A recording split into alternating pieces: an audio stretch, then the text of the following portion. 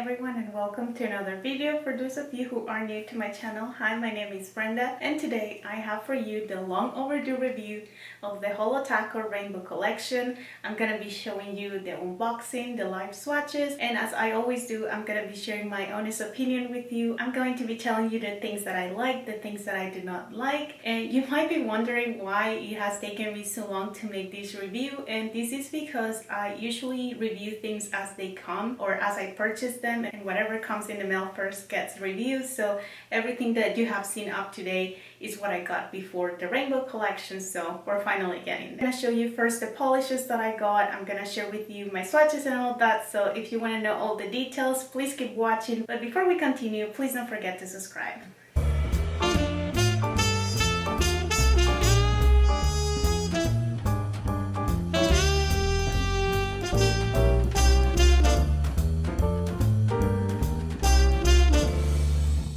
We'll get started with the unboxing. So here are the boxes where my polishes came. As you can see, these are not the rainbow special boxes. I honestly had no issue with it since this was my first purchase from their brand. I didn't have any of their collector boxes. I honestly don't know what they call them, but these ones are still cute. They have the Holo Taco logo on them, and I do understand why some people was sad that they couldn't get the rainbow box, because if they had bought all the collections, they would probably want to have that one. But once again, for me, that was not an issue at all. Once you open it up, here we have 4 polishes. They all came perfectly packed. The only one that looked a little bit weird was the green one, which I'm going to be showing you later on. I'm going to zoom you in so you can see a little bit better. Another thing to notice is that the packing is super cute. The Holo Taco shifts colors, is holographic. The other box, as you can see, has the Holo It's Me inside, and then it has the rest of the polishes in this collection. The blue one is of course one of my favorite ones, because you know I am a sucker for blue polishes. That's really the one I was the most excited about. So now that you have seen how they look in the box, we're gonna take them out and we'll take a closer look.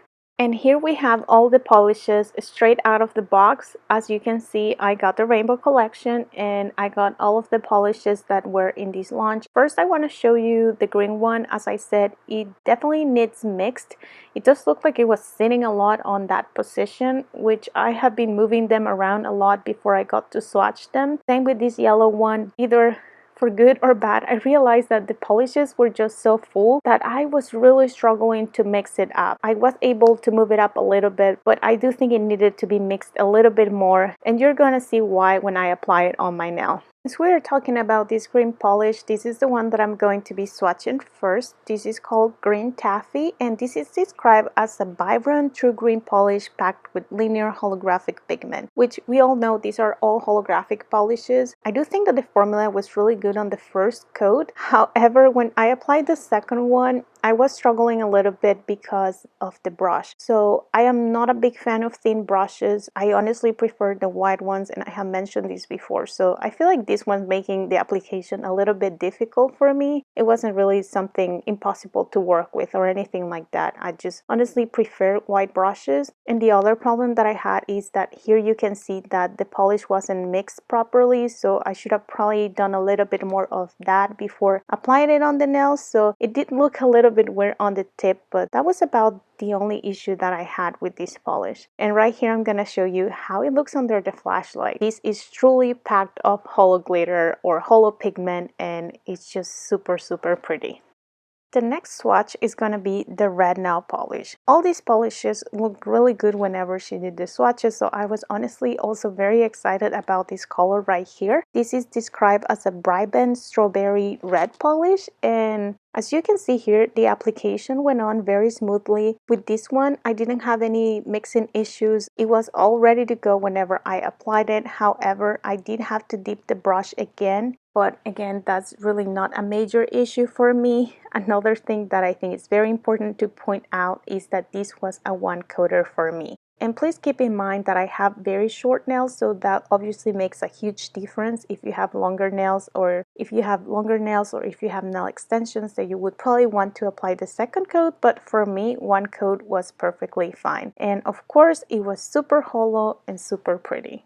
So the next one in line is going to be this vibrant and deep Magneta polish, which once again is packed with linear holographic polish. This was probably the one that I wasn't really excited about. However, I do not have anything like it in my nail polish collection, so I figured it was worth it trying it. And real quick, I want to say that I am swatching on my thumbnail. I almost never do that, but I did want to see the formula in action on a bigger nail. My thumbnail is a little bit wider and longer, so I just wanted to see how good was the coverage. The first coat didn't go as smoothly as I was hoping, and that's because I had to dip the brush again in the bottle, and once I came back and tried to blend it all together, it just didn't blend well because it was already drying. So I knew I needed a second coat for sure just to blend everything out, and I just got the perfect opacity and finish that I was looking for after the second coat. I'm showing you here how it looks under different lighting. You can already see a lot of that holo, but once you put it under the flashlight, then you can really see that shift in there. It looks very nice. I think this color ended up being very pretty and looking good on me as well.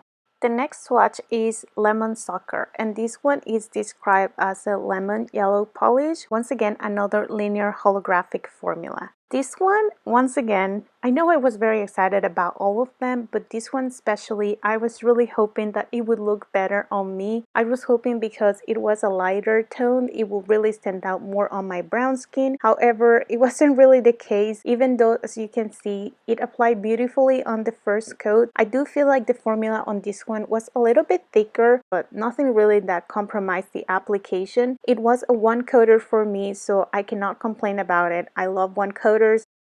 Alright, so we're over halfway with the swatches. I left my favorite till the end, so make sure you watch so you can really appreciate the one that I love the most. This one right here is Purple Slushy, and this is considered a true vibrant purple linear holographic polish. As every other polish in this collection, this is another linear holographic polish, and let me tell you, this one, it had some amazing formula. As you can see over here, it did look really good on the first coat. I got that full opacity right away. I did feel like this one was a little bit easier to work with compared to the one that I mentioned before. It does look very clean, and here is how it looks under a flashlight. I do not feel like this one looks as hollow compared to the red polish that I showed before, which was honestly very stunning, but either way, this is still packed with a lot of holo. Alright, and before I show you my favorite one of the collection, I'm gonna show you my least favorite. And I was kind of sad that this polish didn't turn out to look as good on me as I was hoping. This one right here is Vitamin Holo, and this is described as a vibrant tangerine orange polish that is packed with linear holographic pigment. This one is an orange polish, and I have no complaints about the formula at all because once again, it was a one coater for me, and one coaters are just like the best thing, but I just didn't really like how it looked on my nail. I would most likely not wear this as a plain manicure, but I'm for sure going to put this into some nail art, so mixed with other colors, I do feel like it's going to look a lot better on me. And we have made it to the last swatch, and of course, if you have been here in my channel for a while, you probably know that blue polishes are my favorite one. It doesn't matter if they are cream, if they are metallic, if they are shimmer, or holo in this case. I just love blue polishes, and that's just like my favorite polish color. So this was another beautiful formula. As you can see over here, I was getting very good opacity on the first coat, and this was actually a one coater for me. The only thing is that the formula is very thick on this one, so you kind of have to learn to work with it and try to make it look smooth on the first coat if you wish to only apply one before it starts drying, because then you're gonna be struggling. But you can not see any imperfection here in this clip. I only applied one coat. Once again, keep in mind I have short nails, and it will depend on the length of your nail if you would need to apply a second one. Take a look how beautiful it looks under the flashlight. I do think it's very pretty, and I'm honestly so happy with this polish, and I just cannot wait to put all of these into some nail art and have some fun with them. Alright, and before I move on to the next part of this video, and I just want to say real quick, you can buy these polishes online. They are not being sold in any retail store for now, and I do not know if it's coming in the near future, but either way, I received mine in perfect conditions, so no complaint about the shipping or anything like that. Alright, and now that you watched my review, you probably noticed that I really didn't have any major problems with the formula. Indeed, I think it was pretty amazing that most of them were one coaters for me, and I really liked it. And before we move on, I just want to say real quick, not all criticism is meant to be hateful or destructive. If anything, what I'm about to say is going to be constructive, and I'm also going to be giving some examples of what can be done to fix this issue. And by now you must be wondering, well, what's the issue that this girl has with Holo Taco? And I'm going to be very honest and straightforward. This is all about complexion swatches.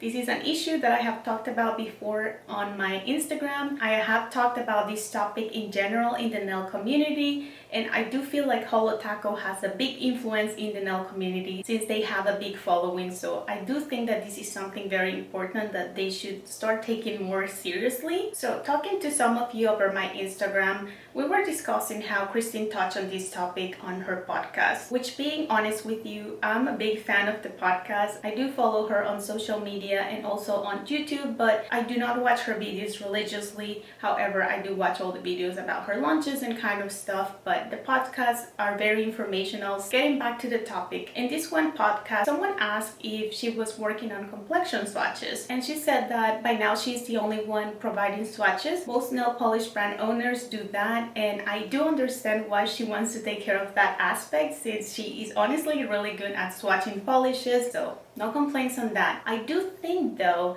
that complexion swatches are very important, and maybe you have not noticed this, but in a company that sells their polishes online, I do feel like it would be a good to have a couple of complexion swatches shown. So let's say, and this is just an example, do I expect her to see this video? Probably not. But let's say she could be the person providing the swatches for light skin tones, and then she could also have somebody with dark skin tones, and then someone providing swatches in between these two. That way all their customers can have a reference of how the nail polish would look on them. So she pointed out in her video that she is working on it, and of course, in order to have pictures of swatches in her website, she must own the rights. So I do understand that she will have to pay these people to get the swatches for her. So that is just one aspect. The other one is, why not sharing some complexion swatches on Instagram? The brand has many followers, and I'm sure that if you follow the hashtag, you are going to find a lot of swatches of people of color, people with light skin tone, people with skin tones somewhere in between. So I do think that that would be a good place to start, because if I do not see a picture on the website, then I can go to your official Instagram and maybe there I can find something. But if you don't have anything on your Instagram account either, then, and as I said in the beginning, my criticism is not meant to be destructive. So here are some options. If the brand doesn't have the ability to pay for swatchers, then they could pull a Soja or an OPI. OPI has a system that, and I haven't been to their website in a while, but in the past I do remember having a drawing of a hand as well,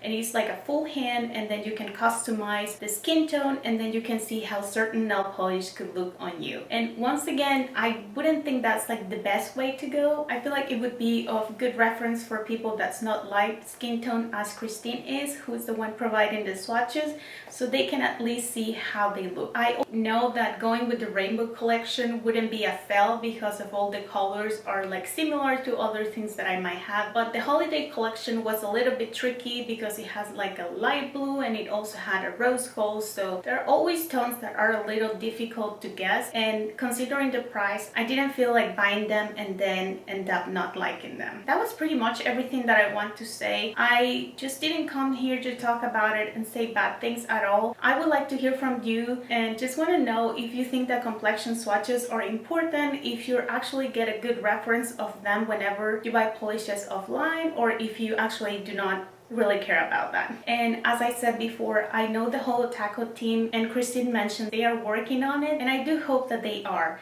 And if they actually care about this issue, I hope that they find a solution here soon, because more than seeing them talking about it, I would like them to take some action to it. Alright, so I know that was a lot, but hopefully I did cover all the points that I was thinking of. I hope that I didn't leave anything behind, because I do think that I did have some important things in my head that I wanted to share with you.